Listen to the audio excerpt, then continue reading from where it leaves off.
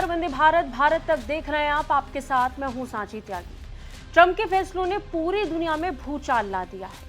हर एक देश अपने अपने तरीके से इस विवाद से निपटने के लिए तरकीब लगा रहा है। बात बस टैरिफ या ट्रेड तक होती तो समझ में भी आता, लेकिन ट्रंप के फैसलों का दायरा बस बढ़ता जा रहा है। ट्रंप का प्रहार चीन पर भी है, मिडिल ईस्ट और यूरोप पर भी, और अपने सहयोगियों पर भी है। जी हाँ, किसे पता था कि ट्रंप के आते ही नेटो बिखरने लगेगा? बयानों तक फिर भी समझ आता है, लेकिन पहले ही कई संगठनों से पीछे हटकर ट्रंप पर यकीन और पक्का हो रहा है। लेकिन अब एक ऐसी खबर सामने आ रही है जो नेटो को टूटने से बचा सकती है। खबर है कि रूस यूक्रेन युद्ध के बीच अब जापान नेटो में जुड़ने के लिए पूरी तरह से तैयार हो चुका है। दुनिया वाले में आज बात नेटो की, क्योंकि खबर है कि जापान में नेटो को ज्वाइन करने के लिए अब वो लगातार बढ़त बना रहा है। दुनिया वाले में आज जानेंगे कि आखिर क्यों जापान नेटो को ज्वाइन करना चाहता है।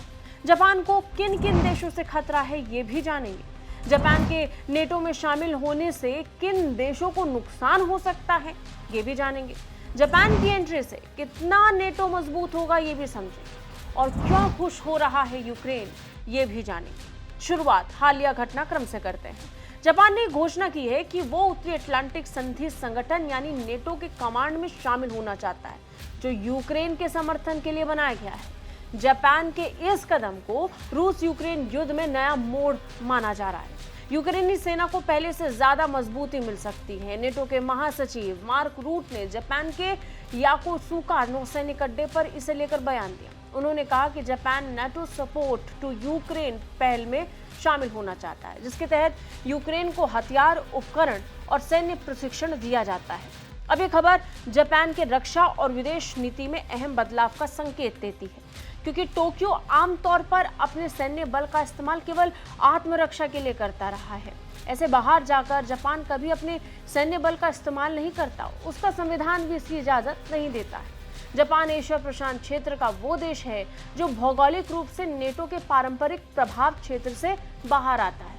हालांकि पिछले कुछ समय में जापान और नेटो के बीच सहयोग बढ़ा ही है। जापान को नेटो का साझेदार देश तक माना जाता है, और दोनों के बीच रक्षा, सुरक्षा और क्षेत्रीय स्थिरता जैसे मुद्दों पर चर्चा और सहयोग होता रहा है। उदाहरण की बात करें तो जापान ने नेटो के साथ संयुक्त बयान जारी किए हैं। 2023 में ही जापान के प्रधानमंत्री फूमियो किशिदा और नेटो महासचिव जेन्स स्टोलनबर्ग के बीच मुलाकात हुई थी। हालांकि नाटो ज्वाइन करने की बात सामने नहीं आई, लेकिन फिर भी ये सहयोग बरकरार है। क्यों? अब ये भी समझ लीजिए। सबसे पहला कारण अमेरिका के करीब जाने का है। अमेरिका बहुत जरूरी है जापान के लिए। ट्रंप के आने के बाद युद्ध में अमेरिका का मदद देना या इस पर यकीन करना मुश्किल हो रहा है। ऐसे में अपनी सुरक्षा जरूरतों को पक्का करने के लिए जापान नेटो के साथ सहयोग को बढ़ा रहा है। यूक्रेन से खींची गई ट्रंप की मदद और उस पर दबाव के बाद जापान के इस डर को और पक्का होते हुए देखा गया है। यूक्रेन के साथ मिनरल डील वाला दबाव किसी से छिपा नहीं है। हो सकता है कि ऐसी ही किसी परिस्थिति से बचने के लिए जापान नेटो के करीब जा रहा हो। इसके अलावा एक कारण जापान के दुश्मन भी हैं, जिसमें खतरा जापान को लगातार बढ़ रहा है। जापान पर बढ़ रहे खतरे की बात करें तो उसे खतरा चीन से है। चीन का जापान के आसपास बढ़ता प्रभाव उसके लिए बड़ा खतरा है। जापान के लिए सबसे बड़ी सुरक्षा चुनौती पूर्वी एशिया में चीन की सैन्य और आर्थिक वृद्धि है। दक्षिण चीन सागर और पूर्व चीन सागर में चीन की आक्रामक गतिविधियां, खासकर सेना के स्तर पर हमने देखा है कि द्वीपों पर वो किस तरीके से अपने प्रभाव को बढ़ा रहा है। जापान को अंतर्राष्ट्रीय समर्थन मिले, इसलिए वो नेटो के करीब जा रहा है। इसके अलावा जापान को उत्तर कोरिया से भी खतरा है। उत्तर कोरिया के परमाणु हथियारों और बैलिस्टिक मिसाइल परीक्षण जापान के लिए प्रत्यक्ष खतरे की तरह है। नेटो के साथ आने से जापान को अतिरिक्त खुफिया जानकारी, तकनीकी सहयोग और वैश्विक दबाव बनाने में मदद मिल सकती है। इसके अलावा जापान की एक परेशानी रूस भी है। हाल के सालों में रूस और जापान के बीच कुरिल द्वीप को लेकर तनाव बना हुआ है। रूस की यूक्रेन में सैन्य कार्रवाइयों के बाद जापान ने नेटो देशों के साथ अपनी एकजुटता दिखाई। नेटो के साथ सहयोग जापान को रूस के खिलाफ एक व्यापक गठबंधन में शामिल होने का अवसर दे सकता है। इन तमाम कारणों के बीच बड़ी बात यह है कि जितना खतरा जापान को इन देशों से है, उतना ही खतरा चीन, रूस और उत्तर कोरिया को भी है। क्योंकि ऐसा करने से पूरा पश्चिम यूक्रेन जैसी स्थिति उत्पन्न कर सकता है। हालांकि नेटो में शामिल हो पाना इतना आसान भी नहीं है। जापान की अपनी रक्षा नीति और संविधान, खासकर अनुच्छेद 9 जो युद्ध का विरोध करता है, वो भी नेटो जैसे सैन्य संगठन में शामिल होने को जटिल बना देता है। इसके अलावा जापान पहले से ही अमेरिका के साथ एक मजबूत द्विपक्षीय सुरक्षा समझौता रखता है, जो उसकी रक्षा जरूरतों को काफी हद तक पूरा करता है। कुछ विशेषज्ञों का मानना है कि जापान नेटो के साथ नेटो प्लस जैसे ढांचे में शामिल हो सकता है, जिसमें ऑस्ट्रेलिया, दक्षिण कोरिया जैसे देश भी हैं, लेकिन ये भी अभी प्रस्ताव के स्तर पर ही है।